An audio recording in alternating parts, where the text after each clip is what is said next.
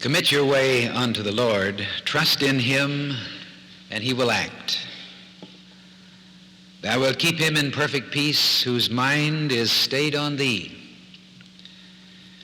Prove me now, if I will not open you the windows of heaven and pour you out a blessing, that there shall not be room enough to receive it. If you abide in me and my words abide in you, ask whatsoever ye will, and it shall be done unto you.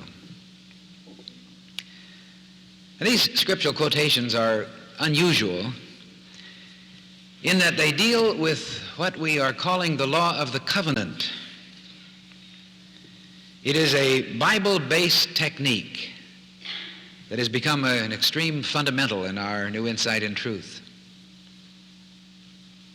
The covenant idea is persistently embedded in the teachings of the Hebrew prophets. Very important concept. It represents a basic psychological attitude that clearly shows a progressive stage in the spiritual development of mankind as a whole. And certainly it is true the Hebrew prophets made a great contribution to this. The Assyrian, the Babylonian, and the Egyptian religions rested upon the primitive animistic or magic concept of divinity. And these very same priests who made significant contributions to science, who laid the foundations for mathematics and astronomy, strangely clung to their religious superstitions. Such religious outlooks assumed a God of caprice, a God who had to be bought and cajoled and fooled if one had the right technique. And so there was a wide use of amulets and incantations and ritual performance and omen-taking and blind fear, all of which are a part of the pattern of such faiths.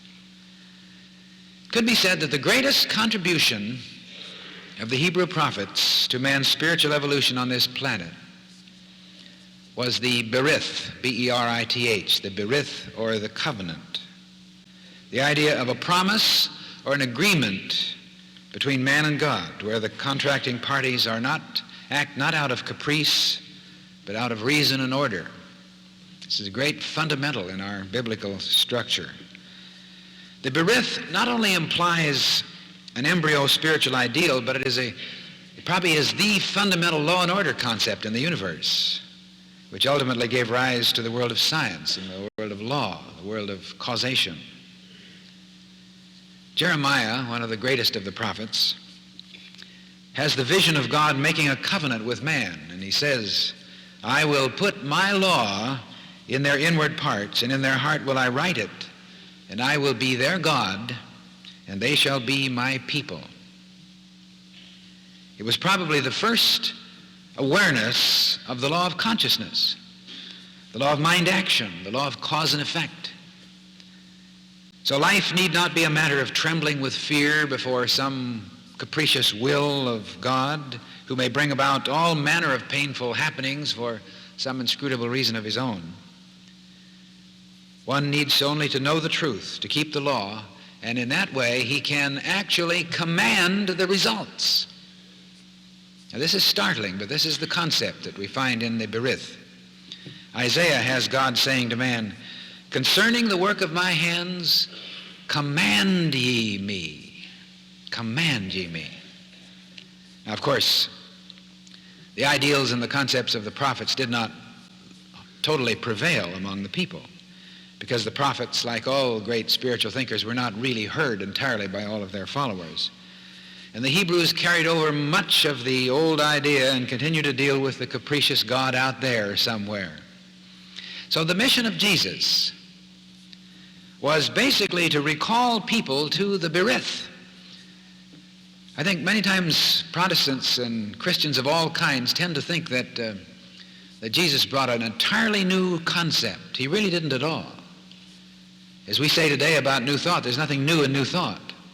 There was nothing basically new in the teachings of Jesus Christ, because he himself was a Jew. He taught most of the concepts of Judaism, although shorn of their outward isms and their ritual and so forth. But basically it was the fundamental truth that the prophets had taught. But the difference was that Jesus was calling attention to the nowness, the isness, the presence of this whole activity. He said, I came not to destroy the law, but to fulfill it, to make it work, to renew and reconsecrate oneself to this covenant with God, to know that God is written as a law in our inward parts, and our place is to emphasize it, to live in it, to let it express through us, and to command the activity of its results. Jesus stressed that the kingdom of impersonal law is within each and every individual. And when the religious leaders condemned him for putting himself in the place of God, he said, I say you are gods, and all of you sons of the Most High. And that in itself was a concept right out of the Old Testament. So the great truth that Jesus stressed is that there is a dynamic spiritual process that works within you constantly, which will work for you as health for your body and peace for your mind, prosperity for your affairs, if you work with it. It's like a scientist telling you about the law of gravity. Now, gravity is a very marvelous, wonderful force that will work for you if you understand it and keep yourself in tune with it. If you walk in balance, gravity will help you to walk, because after all, as most of you know, walking is simply falling forward, and you simply fall and take a step and take a step, and so gravity is supporting you. If you don't keep your balance, you fall on your face. But that's the covenant. I will keep my balance, and the law of gravity will support me. This is the way the whole Berith concept works. I know that mind is an ever-supportive process within me to fill me with ideas and substance if I keep my mind stayed on God, and if I walk in that context, and I will forever be supported. This is a great truth. It's a fundamental law in the spiritual awareness which Jesus taught, and which essentially was being taught throughout all the Scriptures. Seek ye first the kingdom, he says, and all these things shall be added unto you. Jesus said, the Father worketh until now, and I work. This again is the Berith. This is the covenant. God works in me as a mighty force, creating, blessing, fulfilling, loving, if I keep myself in tune. The Father worketh until now, and I work. I've long used an affirmation that's been very helpful to me that sort of applies this very realization. And it goes simply, God works in me and through me and for me, and I work with him in the wisdom and power of Spirit. God works in me and through me and for me, and I work with him in the wisdom and power of Spirit. This again is the covenant. The realization that the divine process working, but I must work. I must give it a focus, give it an expression. As Emerson says, man is an inlet and may become an outlet to all there is in God. You could say, God is the inlet, and I will be the outlet. I will let it happen through me. I will let my hands be dedicated to the creative process, and there will always be creative ideas and substance within me. So in effect, you could say that God has made a covenant with each one of us, if we're going to think of it in a kind of a dualistic anthropomorphic sense for a moment, that God has made a covenant with us to be an ever-available resource of life and love and light and substance, and our part is to make a covenant with him. The covenant to keep in tune, to be receptive to the flowing forth of that God activity. There will never be a cessation of it. As we're told, behold, I have loved you with an everlasting love. This is the divine covenant, and therefore you have all the love you need to do all that you require in your life, to be loving, to be understanding, to be forgiving, to be creative, if you keep in tune. Charles and Myrtle Fillmore once came to a point of decision in their lives. Many of you remember this story if you've read some of the annals of unity and its unfoldment. Out of the turmoil of great illness and financial reverses, they had been searching for light. And they found the truth, as we always do if we search long enough. And they made a contract together, which they called Dedication and Covenant. And this little manuscript was unearthed when they were doing some research out at Unity Editorial Library in the mid-40s. It was a formal document signed on December 7th, 1892, just 86 years ago. Many of you remember the words, but this is what it said. We, Charles Fillmore and Myrtle Fillmore, husband and wife, hereby dedicate ourselves, our time, our money, and all that we have and all that we expect to have to the Spirit of Truth. It being understood and agreed that said Spirit of Truth shall render unto us our equivalent for this dedication in peace of mind, health of body, wisdom, understanding, love, life, and an abundant supply of all things necessary to meet every want without our making any of these things the object of our existence. in the presence of the conscious mind of Jesus Christ, this 7th day of December, 1892, signed Charles Fillmore and Myrtle Fillmore. A very legalistic document, you see. But this amazing document is interesting both because of the deep commitment that is involved, and it certainly is there, but also the delightful manner in which they fully expected and even demanded the comeback of security in that contract. That's the covenant process, you see. To really believe that that support is the divine creative process within you. It's the divine will that you can not only expect to receive, but you can demand and claim that receiving because you are making your contract with that divine resource within you. I had many transcendent hours of study with Charles Fillmore, whom we all lovingly called Papa Charlie. And I was strongly influenced by the unique idea of divine law that he articulated. An activity of God that is just as dependable as the rising and setting of the sun. There's a great deal of talk these days in metaphysical circles about demonstrating the law, demonstrating substance, demonstrating life, making demonstrations. And it's a marvelous idea, which sometimes is sort of diluted by too much emphasis on materialism. But Charles Fillmore used to say, truth demonstrates itself. It demonstrates itself. You don't have to make a demonstration. Truth will demonstrate itself if you make a covenant and keep it. If you get yourself in tune and decree that you will keep your contact, your conscious connection, if you keep yourself, as August says, synchronized with the divine law, truth demonstrates itself. Much of the time we're trying to make demonstrations, we're trying to force it through will. And this isn't the way the law works. You can't force the law to do anything, but you can let it do what it's its nature to do if you keep yourself in tune. I firmly believe that somewhere in the disciplined consciousness of every great achiever that the world has ever known in every conceivable field, there is a personal covenant somewhere that the individual has made along the way in his early life, sometime when he got a goal of doing certain things in life and had a perception of objects and courses that he was going to follow. Somewhere along the way he made a covenant. He may not have done it in so many words, but he made a commitment, and that his achievement is the result of this. And the achievements have come about quite often in spite of tremendous handicaps, tremendous obstacles, and even bad breaks and misfortune. People often talk about luck. Well, he was just lucky. In truth, we say, well, it's not luck, it's consciousness. But it is consciousness that is given a sharp focus through a strong commitment, a strong covenant, a strong determination that you will keep yourself in tune with the divine law. I love that personal covenant of Walt Whitman. I love the writings of Walt Whitman. He says, "Oh, while I live to be the ruler of life and not a slave, to meet life as a powerful conqueror, and nothing exterior shall ever take command of me."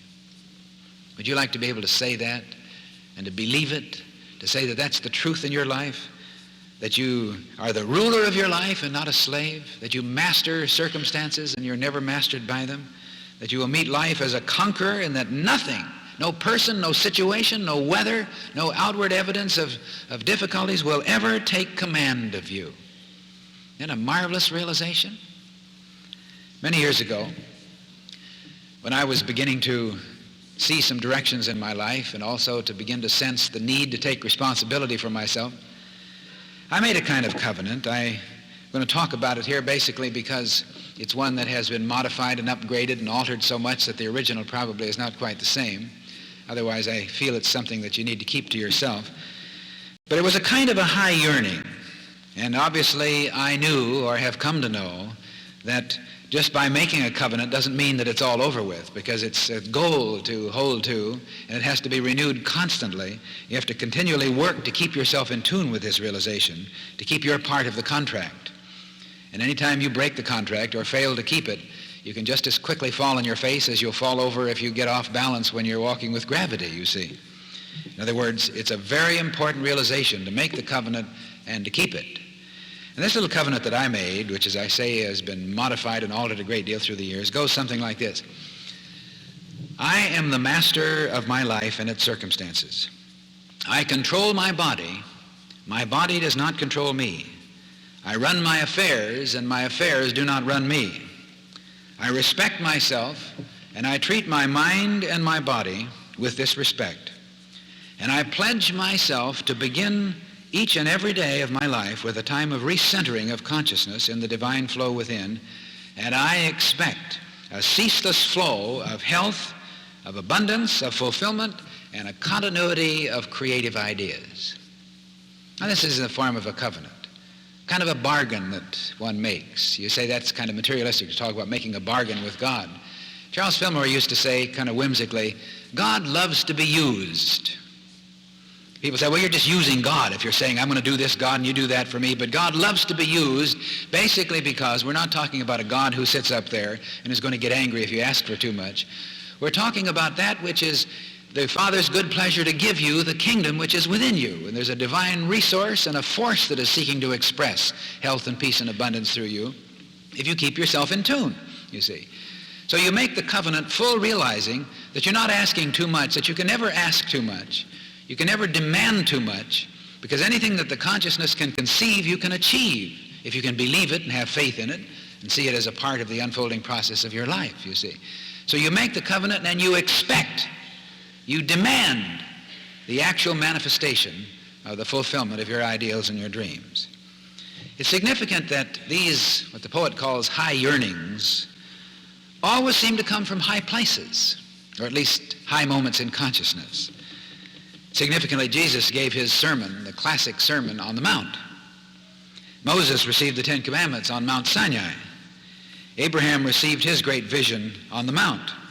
And he was told, you remember, to look up from where he was and look outward, north, south, east, and west, and all the land which thou canst see I will give to thee. This was the covenant of the Spirit within him. Margaret Lee Runbeck once wrote, maybe we don't look from high enough up. Maybe we don't get enough altitude in our consciousness. That doesn't mean you all have to pack your bag and leave New York City and go to the mountains somewhere.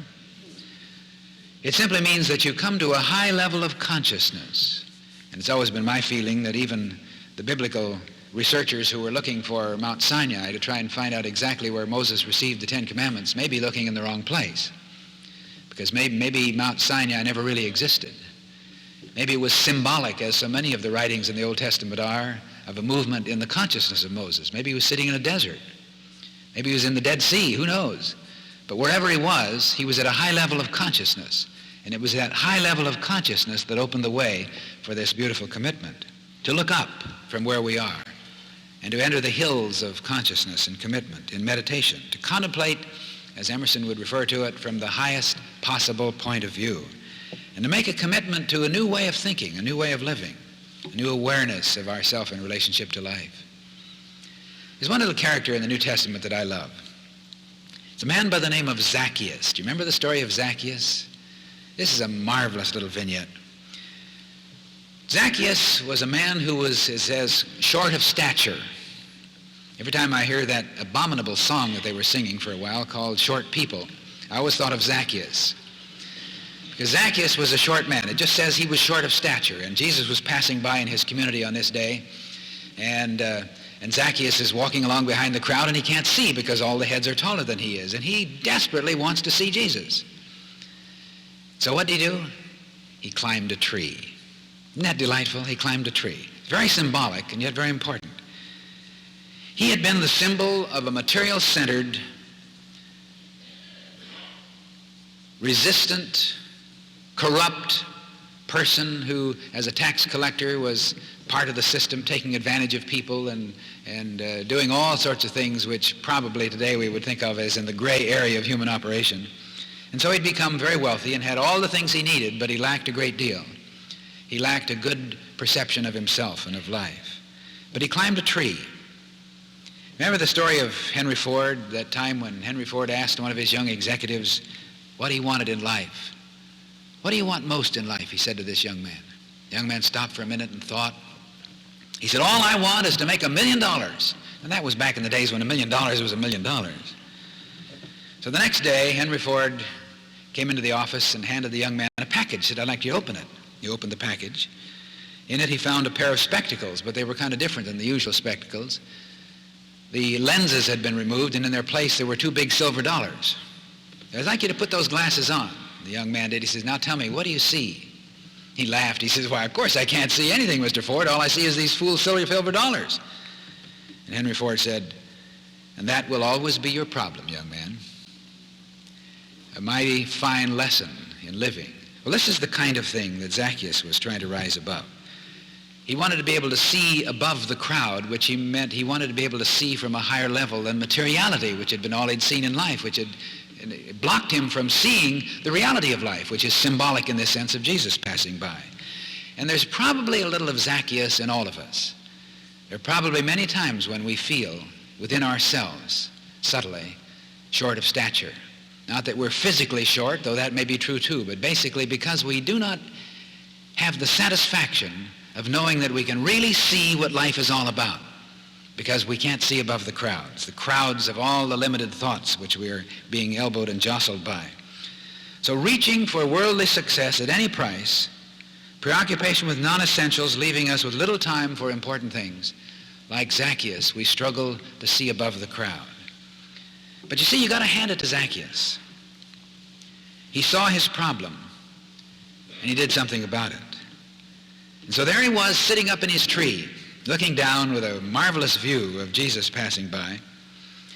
And Jesus, probably like all great spiritual giants, had a kind of a perception beyond the normal. And so he stopped under that tree and he looked up and he saw Zacchaeus there.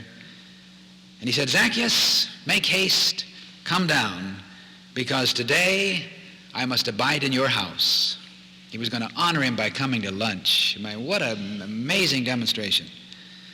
Maybe this reflects the beautiful passage, "Behold, I stand at the door and knock, and if any man will open up, I will come in and sup with him, and he with me." But this is the principle, you see. No matter where you are in consciousness, all you have to do is look up, symbolically climb a tree, and find the new experience. And what this essentially means is that you make a covenant with the divine law, that you commit yourself to keep in tune. And knowing that the law will support you, you know that you can be the outlet and you can be the expression. And you will find help and guidance all along the way. In Lloyd C. Douglas's beautiful book, The Robe, you may recall where Marcellus, one of the characters, is talking to Miriam about Zacchaeus. And she's asking him, what happened? What on earth did Jesus say to the man during this hour? How did he change so much? Because she tells how he came out of his house after dining with Jesus, and he stood there before people who were around who were watching this whole scene because they'd come to see Jesus and they were still waiting for him to come out.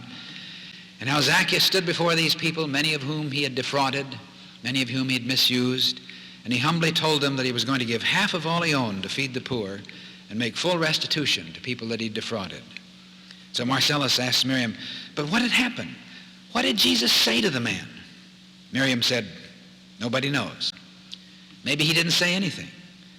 Perhaps he just looked Zacchaeus square in the eyes until the man saw reflected there the image of the person that he was meant to be."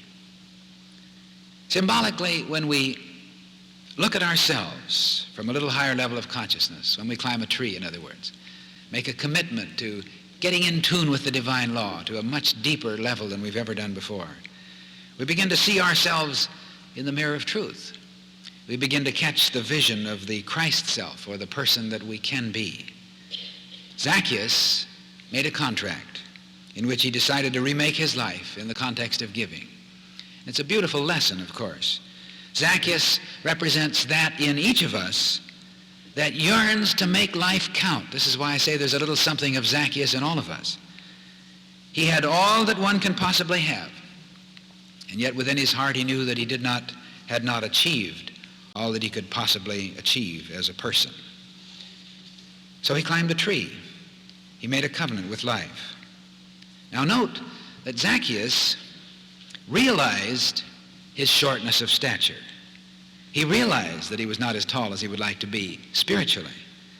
Without this self-honest admission, our work with truth may well be involved primarily in little aims, in seeking to demonstrate over this and to demonstrate that possession and this bauble and so forth. These things come to us until we decide, I need to see a little higher. I need to climb a tree. Without this self-honest admission, our work with truth may well be superficial, may well be with little aims, and we become simply a little person trying to do little things with spiritual realization. Zacchaeus wanted to see above the crowd, so he climbed a tree. He wanted to take hold of the truth from a higher level, a higher perception. He wanted to see the greatness of life. He wasn't satisfied with simply making demonstrations. He wanted to be a demonstration. And it is at this point where we begin to see that the only true happiness, basically, is in growing, in giving, in serving, in making ourselves a channel for the outflow of great good. Someone has said that you have not lived a perfect day even though you have earned a great deal of money unless you have done something for someone who will never be able to repay you. That's the kind of idealistic talk that many people say, well, that's ridiculous. You know, in this day and age, you can't do that. But it's a very important realization. It's certainly important and right that we demonstrate the things that we need, that we have in our life the fulfillment of our right desires. But we should never forget that each of us is a channel for the expression of something. That's why Jesus says, ye are the light of the world. Let your light shine, not just so that you can see your own pathway, but so that you can be part of the light of the world itself. It's idealism, of course it is. All the great mystic teachers have been idealistic in this way, but also it's good common sense. Because it's only when you begin to be involved in a serving capacity and in a loving way in making the world a little better place in which to live, it's only then that you can know real happiness and real fulfillment. No one is ever really happy unless he's giving himself away. It is when you begin to think give instead of get that for the first time you become free. For the first time you really know what it means to be a human being. It's when the first instant in your life, when you begin to sense that the importance of life is not getting as much as you can, but giving yourself away, it is then that you find that you get into the flow, which becomes a healing and restoring force in your life. And you feel clean and good, and you feel healthy, and your life is full and rich. So we suggest, with a very deep and sincere motivation, that each of us should, and perhaps this day we might ponder it, make a covenant for ourselves, a covenant for life, in which we will make a new dedication, dedicate our heart, our mind, our hands, our talents to a whole new kind of expression, to expect a return of all that may be required to make full and complete living for us, but also, and beyond that, to get the full satisfaction of being a radiant expression of the infinite process flowing through us. Walter Russell was an architect, a sculptor, a physicist, and philosopher, and one of the most remarkable men of our times, once said, if you're alone enough to get thoroughly acquainted with yourself, you will hear whisperings from the universal source of all consciousness, which will show you the way. And you will find that you know things which you never knew before. Knowledge is yours for the asking. You have but to plug into it. That's the important thing. The creative process is always with us. The divine flow is always present. Our part is to turn it on and keep it on, to plug into it and keep the contact, keep ourselves synchronized, keep ourselves at one. And that's the covenant. You have nothing whatever to do with putting the divine law within you. No prayer, no affirmation, no treatment is going to make God look with favor upon you, you see. And it's important that we understand that. There's no way that you can get God to love you. Or if, as I say so often, there's no way to get God to forgive you. Because God is totally and completely in support of you because you are the self-livingness of his very nature. There's no way that God can ever be separated from you. This divine force can ever remove itself from you. So your commitment is not to try to get God to do his part any more than it would make any sense at all to get down on your knees and beg that gravity will do its part. That's already done. As Jeremiah says, I will put my law in your inward parts. And you could almost figuratively say God has said, or nature has said, or the forces of the universe has said, I will give gravity to you as your support if you will keep your balance, if you will keep in tune. This is the berith, this is the covenant. The law is there, the support is there. The creative mind is always working within you. You don't have to do anything to make creative mind work, but you've got to get in tune, and you've got to rise above the crowd. You may have to climb a tree. You may have to get a sense of perception that is above and beyond materialism, above and beyond the aims that have been very little and very limited in your consciousness, to see yourself in a whole new frame of reference. Climb your own tree of aspiration and commitment. Come to a point where you sense goals more satisfying than material, and they will come. And you'll be directed toward success and things. These will follow too. But none of them will become the object of your existence, because when they do, then once again you become short of stature. You will climb the hilltop of success, but you will have found a new and more satisfying hill to climb within yourself. And the beautiful part of it, it's a hill that has no limits. You keep on and on and on. You're ever on the ascent, climbing higher and higher and higher. And all along the way, you have that tremendous sense of fulfillment that this really is what life is about. You'll expect to be provided for and directed, and you can claim it, and you should. But beyond that, the greatest goal will be simply to keep on, to keep tuned in, to keep yourself plugged in, as Walter Russell would say, and to keep on with your spiritual unfoldment. So we suggest that you spend some time, maybe during this very holiday season when so often we can become, almost without knowing it, short of stature. When we get too involved in materialism and too involved in the pressures of gift giving and greeting card sending and all of these things, to climb a tree, take time to get still and to get a higher aspiration than the human, than the material, than the physical. Try to see yourself in a greater perception, a greater relationship to life as a whole. Make a new covenant for living and for yourself. See yourself in the mirror of truth. And then maybe it might help, because I think most of us can give focus to our consciousness by doing some writing, sketch out your very own dedication and covenant. Not particularly something like Charles and Myrtle Fillmore did in 1892, not even like the simple one that I've suggested that came to me some years ago, not particularly like that Walt Whitman has expressed, not exactly like those expressed in the Bible, but something that comes out of your own faith, your own commitment, your own realization of the divine force that is within you and your determination to keep in tune and your expectancy of receiving a continuity of supply and support and health and abundance in your life. I would suggest that you work on that. It's kind of a little homework project. But from this point, let's get still for a moment.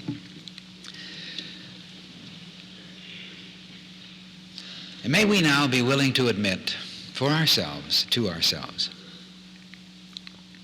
that to a certain extent, in terms of our relationship to life in the marketplace and the pressures of living, that we may be just a little bit short of stature. And we have a great determination, each of us, figuratively and symbolically, to see Jesus passing by. It simply refers to getting an understanding of the spiritual dimension of life, to know the I amness of our own being. We have that great desire, or we wouldn't be here today. So instead of running around here and there, trying somehow to see through the crowd of materialistic thoughts that are focused in our minds, let us symbolically, like Zacchaeus, climb a tree, the tree of aspiration, where we say, perhaps I cannot change things. Perhaps I cannot make the world be different or people alter their attitudes toward me, but I can change myself. I can change the level at which I see them. Maybe I can't set things right, but I can see them rightly. So let's now give thanks that we are steadily and progressively rising higher and higher in thought to the point where we can see, as Emerson would say, from the highest point of view, see life, see ourselves, see our relationship to the divine, see the people with whom we work, and see our physical body and all that is a part of our human experience. See it all from the highest perspective of which we're capable at present. We climb a tree. And can we believe that from this treetop perch, in our moment of conscious awareness, that symbolically Jesus turns and looks up to us, this I am center of our own being, and says, John, Mary, come down, for I will abide in your house. Behold, I stand at the door and knock, and if any man opens, I will come to him and sup with him and he with me. Make that commitment right now, that you will keep this high consciousness, keep the high watch, keep the trust. Thou wilt keep him in perfect peace whose mind is stayed on thee. Thou wilt keep him in life and health and wholeness and creativity, whose consciousness is centered within. Make a little pledge to yourself right now that when you have a few moments, it's not a case of finding time, it's a case of making time. That you will take a pencil and a pad of paper and make a covenant for yourself. Sort of a symbolic trust, commitment of your relationship to the divine law and your determination to keep in tune and to let it work and work at will.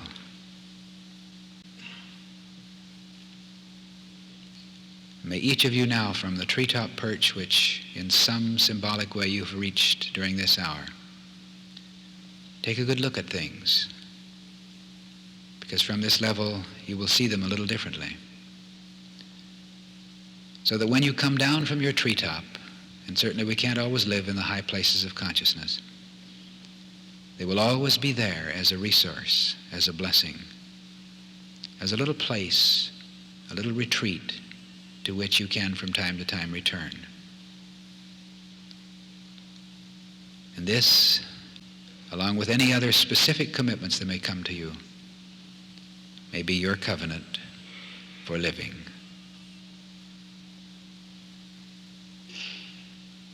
And so we just say, praise God for the truth that makes us free.